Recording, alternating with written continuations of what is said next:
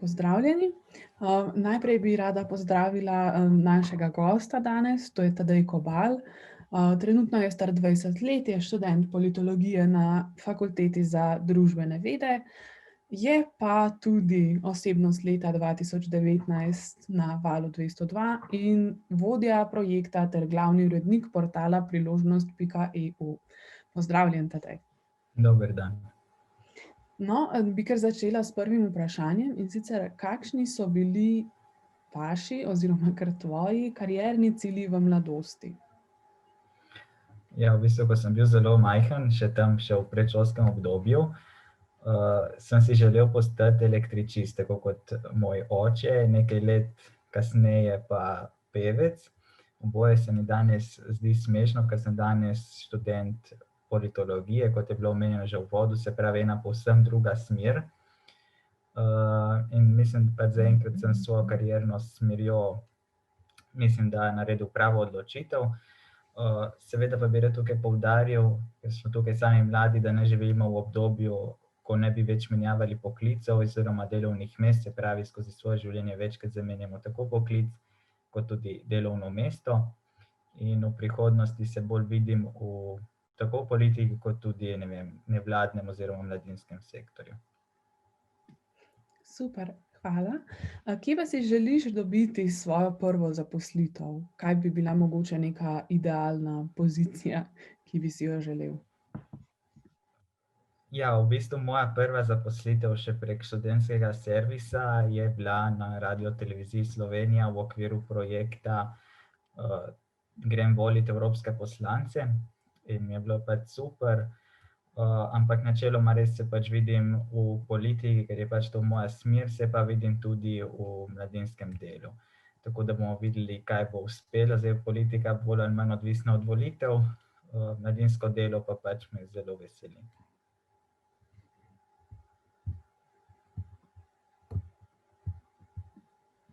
Super, no, glede na to, da veš zelo veliko o Evropski uniji, glede na to, da ti tudi sodeloval v tem projektu, me mogoče zanima, če bi lahko nam povedal, kateri so trenutni projekti, s katerimi v bistvu Evropska unija nekako cilja, da bi vključevala mlade.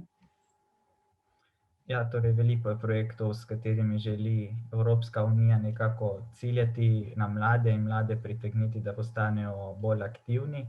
Mnoge od njih objavljamo vsak dan na našem portalu www.priložnost.eu. Rad bi omenil tukaj že recimo Evropski dan jezikov, potem Evropsko solidarnostno enoto, projekt Erasmus, projekt Erasmus plus in še mnogo drugih.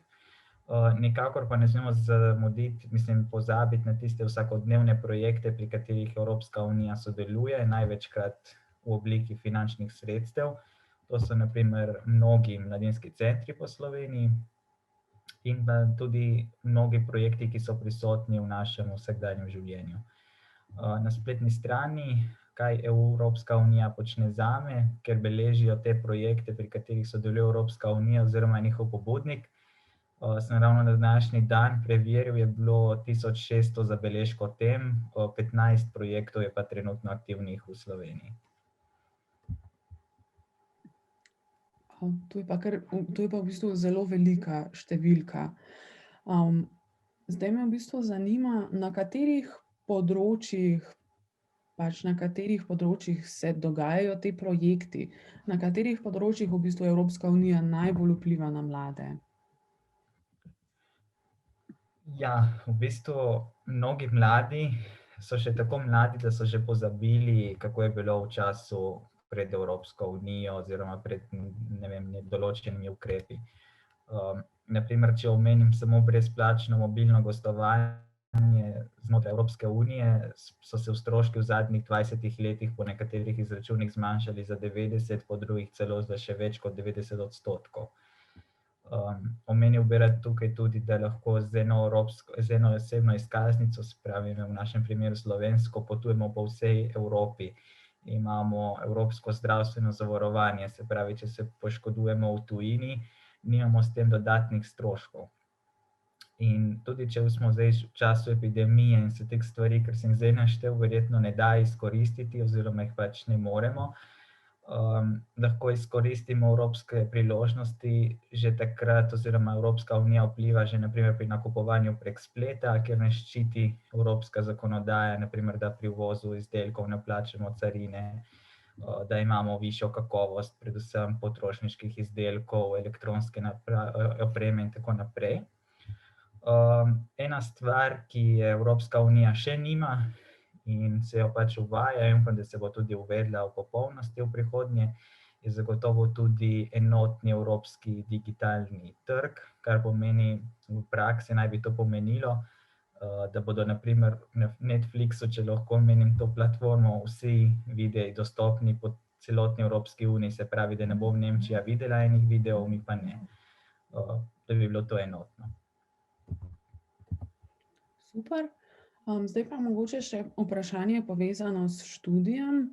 Kako pa v bistvu Evropska unija vpliva na študij?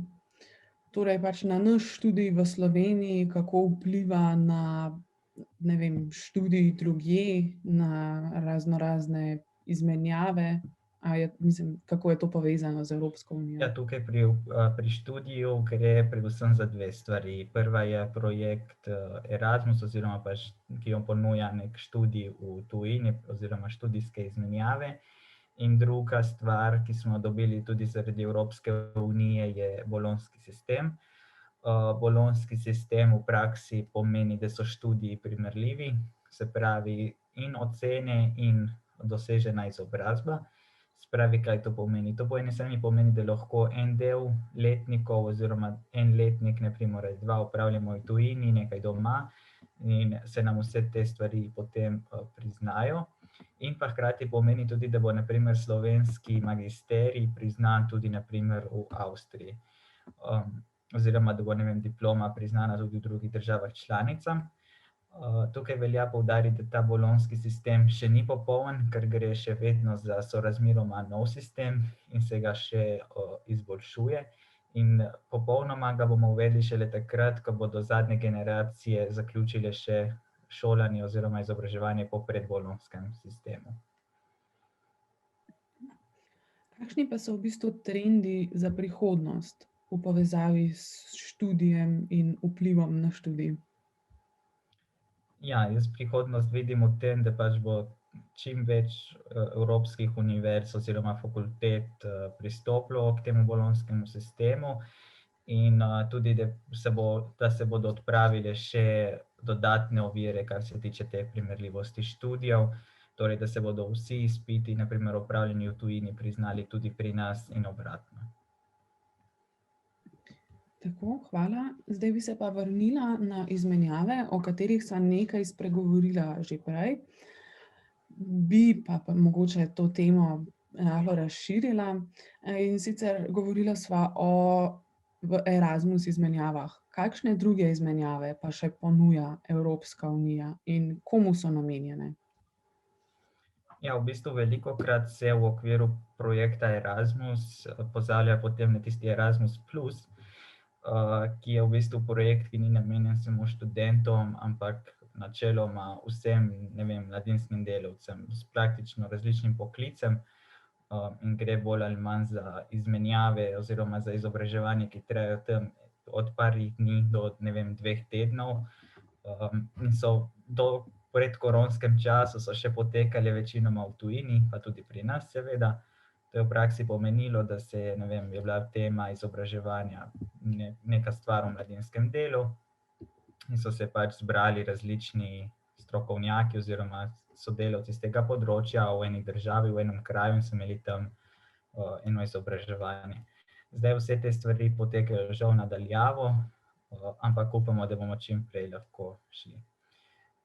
Ima pa vsak projekt tam drugačne zahteve, večinoma gre tukaj za projekte, ki zahtevajo določen poklic, se pravi, da je nekdo zaposlen, ne vem, v mladinskem sektorju, da se udeleži enega izobraževanja s tega področja. Ko sva ravno govorila si ravno omenil pandemijo, kaj pa v bistvu, kako se je tvoje delo konkretno spremenilo v času pandemije? Ja, v bistvu projekti so nekateri se povsem obrnili na glavo zaradi epidemije, ker mnogih stvari nadaljavo se ne da tako dobro izvesti, ali pa se jih sploh ne da izvesti, kot se jih da v živo. So pa dobili nekateri projekti zagotovo nov zagon, tudi ta projekt Priložnost.eu je dobil nov zagon, novo podobo prav v času epidemije. Tako da mislim, da smo zdaj od marca do zdaj že imeli nekaj časa, da smo se temu prilagodili. Definitivno pa smo nekaj projektov tudi odložili in upam, da bomo se čim prej vrnili, da bomo lahko tudi te projekte izvedli. Tako je, se strinjam. Zdaj pa bi mogoče kar nadaljevala z epidemijo in njenimi posledicami. Kako Evropska unija v bistvu vpliva na spopadanje z epidemijo v naši državi? Torej, zdaj smo priča temu, da pač prihaja cepivo, ki ga je v bistvu, za katerega je Evropska unija, so razne evropske agencije rekle, da je primerno, da je, da ni škodljivo, da je pač absolutno primerno in ga zdaj pač tudi uporabljamo. Kaj pa je še kakšna taka stvar, ki je mogoče sploh nismo opazili?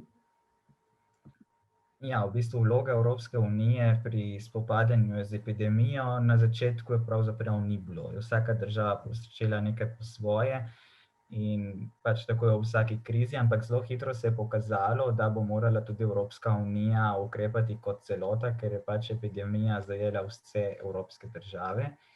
In tukaj lahko nekako govorimo o trojni vlogi Evropske unije. In sicer v prvi vrsti Evropska unija skrbi za države članice, se pravi, da nabavlja cepiva, da gotovi s svojimi organizacijami, ali je cepivo varno, kar je že bilo omenjeno. Po drugi strani je pa tukaj skrbela še za finančno pomoč državam članicam in ne nazadnje ne smemo pozabiti, da Evropska unija skrbi tudi drugim državam izven Evropske unije, se pravi, večinoma gre tukaj za države v razvoju pri spopadanju s krizo. Se pravi, Slovenija ni izvedla sama, na primer, naročila cepiv, ampak je to izvedla Evropska unija kot celota, zato da so pač prek pogajanj dosegli kar se da nizke cene. Tako da tukaj Evropska unija ima veliko vlogo. Definitivno, tukaj se zelo strinjam. Kaj pa v bistvu, kakšna je pa njena vloga pri spodbujanju mladih in v bistvu skrbi za mlade ob taki izredni situaciji, ki smo ji priča še vedno danes? Ja, v bistvu Evropska unija v času epidemije na mlade nikakor ni pozabila in v smislu, da zagotavlja vsaj tolikšna finančna sredstva, kot jih je pred epidemijo, in tudi nekako ni ustavila, na primer Erasmus izmenjav in teh stvari, ampak pač dopusti, da se te stvari odvijajo, ukolikor pač so epidemiološko varne. Epidemiološko varne pa pomeni glede na razsodbo, mislim, glede na odločitev držav, ki se tega dotikajo. Tako da Evropska unija nikakor ni pozabila na mlade, bo pa tukaj tudi vloga Slovenije v času predsedovanja Svetu Evropske unije, ker pač tema našega predsedovanja bo nepresenetljivo, ampak bo reševanje korona krize in bomo videli tudi, kako bo Slovenija te stvari urejala. Tako, definitivno se strinjam. Tema ni presenetljiva, je pa kar obsežna in kompleksna. Zdaj, prej sva v bistvu govorila o tem, kakšne prednosti imamo tisti, ki imamo pač evropsko državljanstvo. Kakšne prednosti oziroma katere prednosti sploh lahko izkoristimo zdaj v času pandemije, ko v bistvu ni nekih srečevanj, ko so potovanja omejena, ko v bistvu ne smemo prehajati mej lastne občine, recimo? Ja, mislim, da smo se ravno v času epidemije v bistvu bolj začeli zavedati, kako Evropska unija vplivala na ta področja, se pravi na proste prehode meje, celo schengenska območja in tako naprej. V času epidemije je teh stvari manj in tudi evropsko državljanstvo zagotovo ima manjši pomen, še posebej zdaj, ko smo zaprti na občine. Ampak nekako pač ne smemo pozabiti, ne vem, že prej sem omenil spletno nakupovanje, nas ščiti evropska zakonodaja. Recimo leti, ki so bili večinoma odpovedani zaradi epidemije, nas zopet ščiti evropska zakonodaja, da ne more dati prevoznik novo vozovnico oziroma povrniti stroške in tako naprej. Tako da Evropska unija zagotovo ima tukaj pomemben vpliv. In nenazadnje, če imate tudi prijatelje v tujini in jih kličete, je Evropska unija omejila tudi cene klicev v tujino, se pravi v Evropsko unijo. Zelo priročno, definitivno se strinjam. Se pravi, vpliv Evropske unije na naša življenja je dejansko zelo velik, čeprav se v bistvu tega mogoče ne zavedamo. Kaj pa recimo raznorazne evropske organizacije za mlade? Kako v bistvu preko tega lahko vpliva Evropska unija na naše življenje? Ja, v bistvu evropskih organizacij za mlade in mladinskih organizacij je ogromno na ravni Evropske unije, ki jih pač finančno in operativno in kako drugače podpira Evropska unija. V bistvu te organizacije so zelo pomembne, ker na ta način lahko tudi mlade opolnomočimo in damo vedeti, da njihovo mnenje nekaj šteje. In zato je bistveno, da se vanje vključi čim več mladih. Zato tudi je toliko organizacij, ker organizacije morajo delovati hkrati lokalno, nacionalno in nadnacionalno in morajo zajemati čim širša področja družbenega življenja, ker pač mladi imajo različna zanimanja, različna prepričanja in vse to pač je treba vključevati, zato da se potem evropske politike, ko se sprejmejo tudi z mislijo na mlade. Zagotovo pa mladi nikoli oziroma zelo redko, da bi bilo primer, da niso slišani, ker so si tudi večinoma in poslanci in države članice enotni, da je treba mlade še posebej spodbujati k tem dejavnostim. Kakšne pa so v bistvu prednosti za določene člane evropskih organizacij, o katerih govoriva? Ja, v bistvu prednosti so različne. Dobijo mladi, ki se vključujejo v te organizacije, definitivno pridobijo številne nove izkušnje, številna nova znanja in nenazadnje se tudi mreženje odvija prek teh organizacij oziroma teh dogodkov. Tako da te vezi in spoznanstva iz drugih držav lahko pridejo zelo prav, še posebej mlademu človeku, ki se prvič pojavlja na trgu delovne sile. In nenazadnje so mnoge raziskave pokazale, da če nekdo sodeluje v nekih procesih odločanja, na svoje življenje gleda bolj pozitivno, tako da so dejansko tisti, ki sodelujejo v teh organizacijah, po številnih raziskavah bolj zadovoljni s svojim življenjem in so srečnejši. Kje pa bi v bistvu mladi lahko že danes začeli pridobivati raznorazne izkušnje, povezane z delovanjem Evropske unije? Ja, Evropska unija v bistvu prek svojih organizacij, prek Urada za publikacije in še številnih drugih organizacij, ki jih financira oziroma sofinancira ali kako drugače podpira, redno skrbi za informiranost svojih državljanov in s tem je velik poudarek tudi na mladih. Pri nas in torej v Sloveniji in tudi evropsko gledano je zelo odmeven projekt bil Grem volit oziroma so ga zdaj preimenovali v Skupaj smo.eu. Pri tem projektu res sodelujejo tisoči prostovoljcev iz vse Evrope. In pa nenazadnje imamo tudi mi na priložnost.eu, imamo res redno objavljamo vse te priložnosti, ki jih ponujajo organizacije Evropske unije. Ker moramo vedeti, teh stvari je pač res ogromno in ogromno možnosti je za zaposlitev ali pripravništvo ali prakso v institucijah Evropske unije, v njenih agencijah ali pa pač samo v organizacijah, ki jih Evropska unija podpira. Hvala.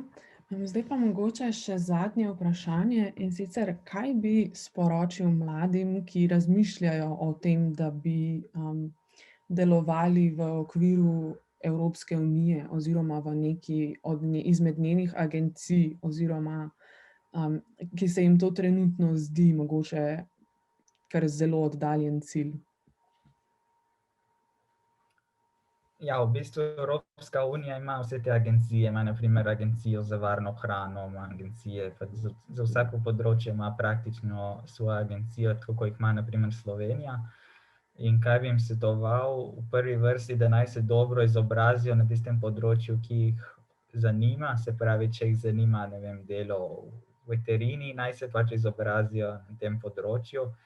In zagotovo, če jih bo pač zanimala tujina, in če bodo dobri pri svojem delu, bodo dobili zagotovo kakšno priložnost za prakso ali za delo tudi od drugod.